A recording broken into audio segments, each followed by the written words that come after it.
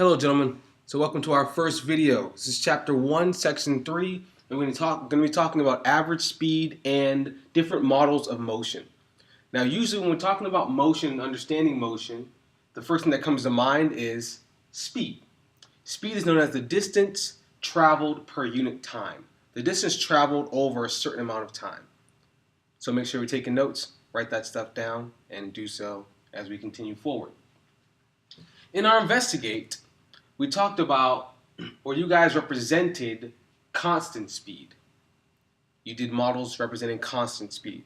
And a constant speed is simply a speed that does not change over a period of time. It remains constant. Now, our first model that we'll use to represent motion is the model of strobe photos. A strobe photo is simply a moving object photographed at regular time intervals. A moving object photographed at regular time intervals. My first example here is of the purple car. This purple car is traveling, it's moving, and at different time intervals, a photograph is snapped of it. This particular strobe photo represents a car moving at a slow, constant speed. Why is it slow? Why is it constant? If we know it's speed, because it's traveling a distance over a certain amount of time. It's slow because the gaps here between my cars are small. So we know as that photo is being snapped, snap, snap, snap, snap, snap, it's catching a small amount of distance between the different pictures. That means it's a slow speed. It's constant because these distances are the same. That makes it a constant speed. My second example down here is the blue car. The blue car is moving at a fast, constant speed. It's fast because the distances between these two cars, between these two snapshots, are larger. This should be as large as this one, but my drawing's a little funky today. So the distance here and here, they're larger than distances here and here, meaning it's a car that's moving faster. It's a constant speed because this distance is the same as this distance, hypothetically. So that's our first model of motion. Our second model of motion is using equations to describe motion. Now, from your investigate, you learned that the average speed of a vehicle is a ratio of the total distance to the total time elapsed. Now, an equation to represent that relationship is the average speed is equal to the total distance traveled divided by the time elapsed. We can represent that in equation form with variables like so. V average, velocity is for V.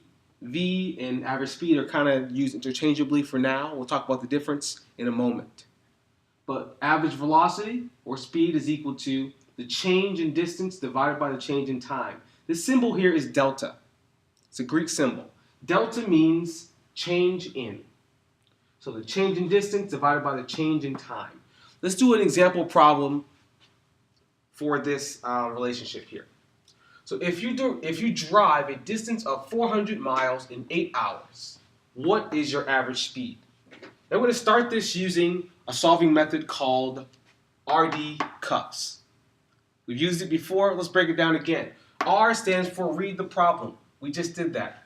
D stands for draw. Draw a diagram of some sort. So we have a car.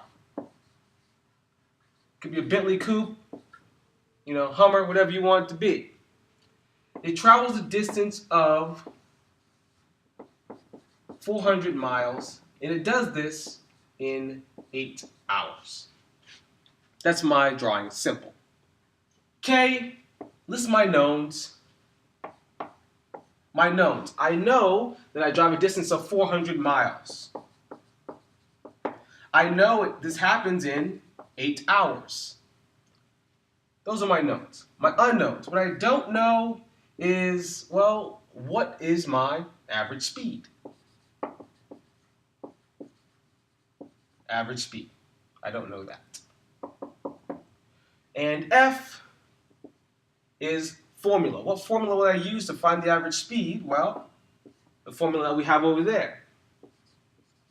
Average speed, is equal to delta D over delta T. The change in distance over the change in time. Now S stands for solve.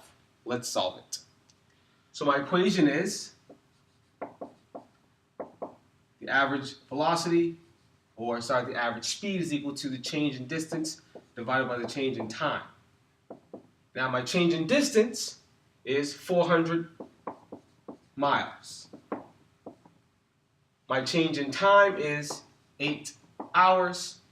I divide, my average speed is equal to 50 miles per hour.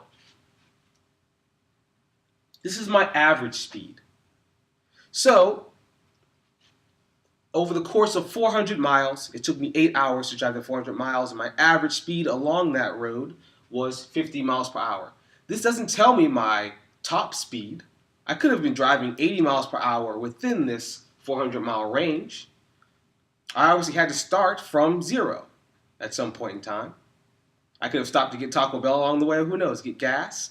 So my speed varied in between this 400-mile trip or within this 400-mile trip over the span of 8 hours.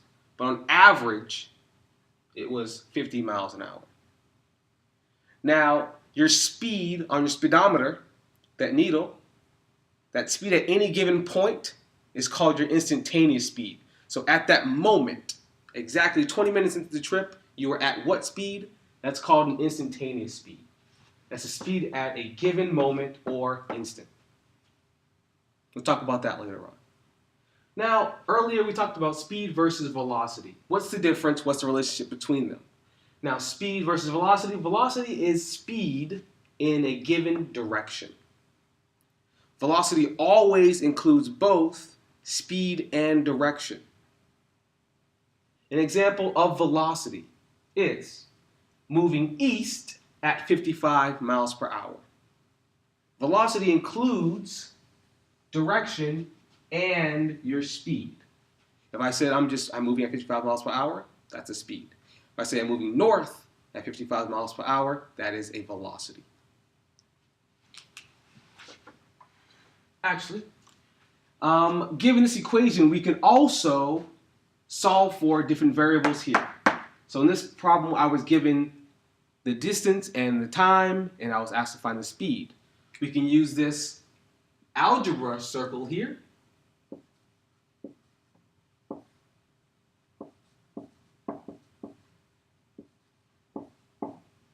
to solve for other variables that are unknown, just like we did for electricity. So if I'm solving for delta D, I cover up delta D, and it's the average velocity times the change in time.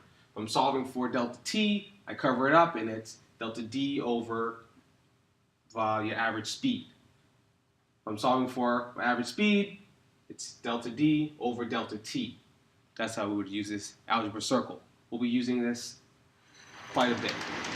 Our last model to represent motion is using graphs. I know graphs are something that scare people a little bit, but nothing to be feared. Let's break these down. So in this graph, I have a distance versus time graph. These are the types of graphs we'll be using to describe motion for now. My distance is in miles and my time is in hours. So let's look at what this graph is telling us. After 1 hour has passed, I have traveled 50 miles. So according to my relationship, average speed is the change in distance over change in time. This means that over 50 miles in 1 hour, this is an average speed of 50 miles per hour. If I travel 100 miles, it will take me 2 hours. 100 divided by 2, that is 50 miles per hour. That trend continues, 150, 3 hours. 200 miles in 4 hours. That's a ratio of 50 miles per hour. That gives us this straight line here, which represents a constant speed. It's a constant speed of 50 miles per hour, and I can tell that because my slope is constant here. Now, I mentioned slope. Slope is equal to the rise over the run. Rise is my y-axis, run is my x-axis. So I know that my rise here is represented by my distance, which we call delta D, change in distance. My run here is delta T, it's time. Well, we know that delta D over delta T is also equal to my average speed. So we can say that average speed is equal to the slope when we're talking about a distance versus time graph. That's a good take-home message. Remember that. Now let's do some examples. I have 5 different examples here, and we're going to talk about what these graphs represent. In A, distance versus time graph, I have here, time is going to always pass. You can't stop time. So just think of time passing. Time is passing, but my distance has remained constant. If this is depicting motion, this is saying that, well, this object here isn't moving at all. No movement. Distance has not increased, thus I'm staying in one place. That's A. B, distance versus time. Time is passing, and as it does, my distance changes a small amount. That means this object or this person is moving slowly. They're covering a small amount of distance in a given amount of time. C, in a given amount of time, this guy covers a lot of distance. He goes from here way up here. And I know that from my graph here. He covers a lot of distance, this to this, in a short amount of time. He's going fast. Example D. Well, this one's going down. Well, this just simply represents going in the opposite direction. Over a certain amount of time, this guy starts at one point, his distance, and he goes down to a different point. He's just going in the opposite direction than the other examples here. But it's still at a pretty, slow speed. Now my last example. This is a curved line. A curved line, we know that it's not constant. Straight line is constant. So this is, my distance is changing as in increasing amounts as time is passing, We know that distance over time represents velocity. This is a velocity graph. So velocity is increasing and increasing and increasing in a quadratic fashion. When velocity is changing and increasing over a certain amount of time, we call that acceleration. But that's it for our 3 models of how to describe speed. We'll talk later. Gentlemen, take notes.